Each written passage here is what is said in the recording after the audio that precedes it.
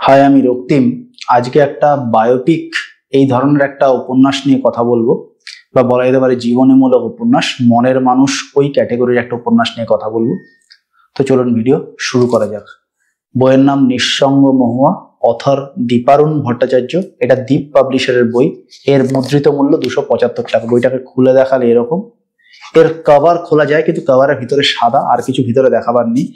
ভিতরে মানে ভিতরে কভার হিসেবে কিছু দেখানোর নেই। ভিতরে মহুয়া রায়চৌধুরীর 80-র দশক এবং 70-এর দশকের জনপ্রিয় অভিনেত্রী, দাদার কীর্তি, সাহেব খ্যাত অনেক ছবি রয়েছে।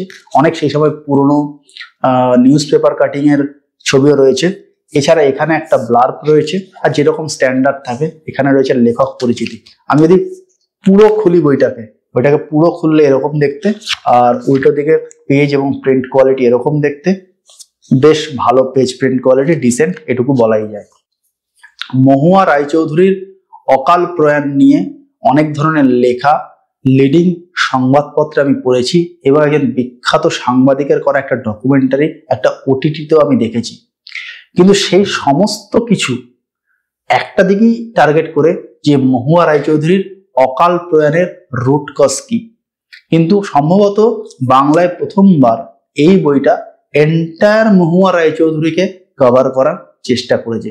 নিঃসন্দেহে এটা কিন্তু অত্যন্ত ভালো জিনিস, এবং আমি নিজে খুব একটা রিয়েলাইজ করিনি এই বইটা পড়ার আগে উনি ঠিক কোন উচ্চতার স্টার ছিলেন লেট 70s এবং আর্লি 80s-এ।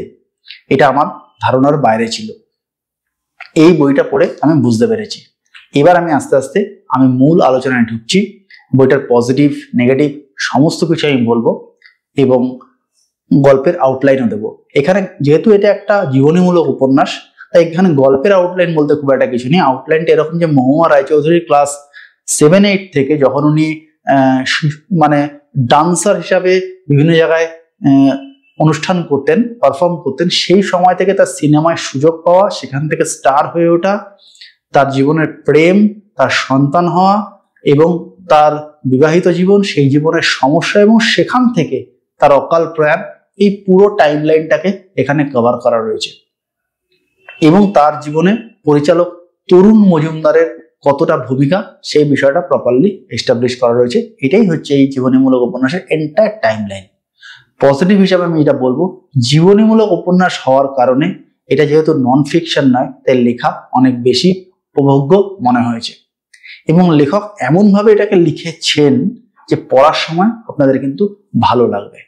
এবং আরেকটা ব্যাপার হচ্ছে, মানে থিয়েট্রিক্যাল মুভমেন্ট তৈরি করা বলতে এটা বোঝায়, একজন স্টারকে সিনেমা ব্যবহার করতে গেলে পরিচালকরা যেভাবে একজন স্টারকে সিনেমাতে ব্যবহার করে, ঠিক সেইভাবে মহুয়া রায়চৌধুরীর ক্ষেত্রে থিয়েট্রিক্যাল মুভমেন্ট বইয়ের পেজে ক্রিয়েট করা হয়েছে, এবং এটা এনশিওর করার জন্য যাতে পাঠক বুঝতে পারেন যে মহুয়া একজন বড় স্টার ছিলেন। আমি বুঝতে পেরেছি, আমি দাদার কীর্তি দেখেছি, আমি সাহেব দেখেছি, কিন্তু উনি যে কোন লেভেলে স্টার ছিলেন এই ব্যাপারে আমার কোনো আন্দাজ ছিল না। এইটা পরে কিন্তু আমার আন্দাজ পুরো এসে গেছে। এরপর যেটা আমি বলবো সেটা হচ্ছে, গল্পটায় মহুয়ার জীবনের যে বিভিন্ন অংশগুলো, সেগুলোকে ইকুয়ালি ওয়েটেজ দেওয়া হয়েছে।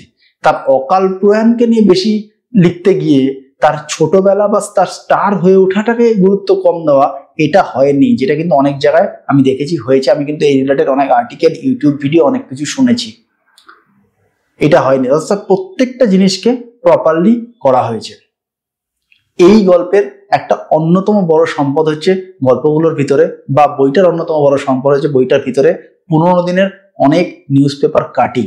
এবং সবচেয়ে বড় কথা হচ্ছে, মহুয়া রায়চৌধুরীর তৈরি হওয়ার যে সময়টা, অর্থাৎ যখন উনি অ্যাক্টিং জানতেন না, যখন তরুণ মজুমদার ওনাকে তৈরি করছেন, যখন সন্ধ্যা রায় ওনাকে সাজিয়ে দিচ্ছেন নিজের বাড়িতে, শ্রীমান পৃথ্বীরাজ ওনার ডেবিউ করার যে গল্প, এবং সেখান থেকে ওনার আস্তে আস্তে অ্যাক্টর হিসাবে উপরের দিকে উঠে আসার যে গল্প, সেই গল্পটাকে খুব সুন্দরভাবে তৈরি করা হয়েছে, যেন মনে হয়েছে আমি চোখের সামনে দেখতে পেয়েছি।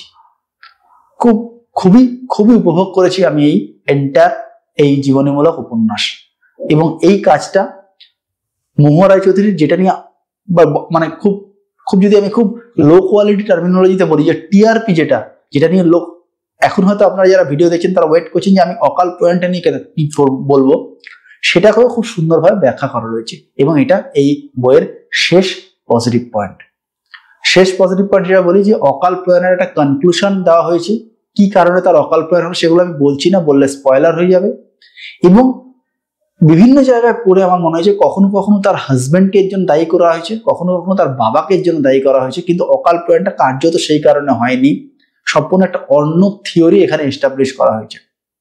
এবং শেষে যেহেতু এটা একটা বার্ন কেস ছিল, পুড়ে গেছিলেন, কলকাতা পুলিশের হোমিসাইড শাখা এর তদন্ত করেছিল এবং হোমিসাইডের যিনি তদন্তকারী অফিসার ছিলেন তিনি মহুয়া রায়চৌধুরীকে হাসপাতালে স্টেটমেন্ট রেকর্ড করতে গিয়ে চিনতে পারেন, তার বাড়িতে তার সিনেমা দেখা হতো এবং তিনিও কার্যত ওই পোড়া চেহারা দেখে, যেহেতু তিনি হোমিসাইডের একজন তদন্তকারী অফিসার, জীবনে বহু মৃতদেহ তিনি দেখেছেন, তারপরও তিনিও একটু ঘেঁটে যান, যেহেতু মহুয়াকে তিনি পর্দায় দেখেছেন তাকে ওই অবস্থায় দেখে। এবং এখান থেকেও পুলিশেরও একটা মানবিক দিক, এবং সেই তদন্তকারী আধিকারিকও চেয়েছিলেন যে এই বিষয়টা নিয়ে আর কাটা ছেঁড়া যেন না হয়, এই কেস ডায়েরি ক্লোজ করতে হবে, এবং তিনি তার থিওরি দিয়ে কেস ডায়েরি ক্লোজ করে দেন। এবং সম্ভবত আমার যেটা মনে হয়েছে এই বইটা পড়ে খুব বিশ্বাসযোগ্য মনে হয়েছে যে এটাই কারণ মহুয়া রায়চৌধুরীর অকাল প্রয়াণের, এবং সবচেয়ে বিশ্বাসযোগ্য থিওরি এটাই আমার মনে হয়েছে।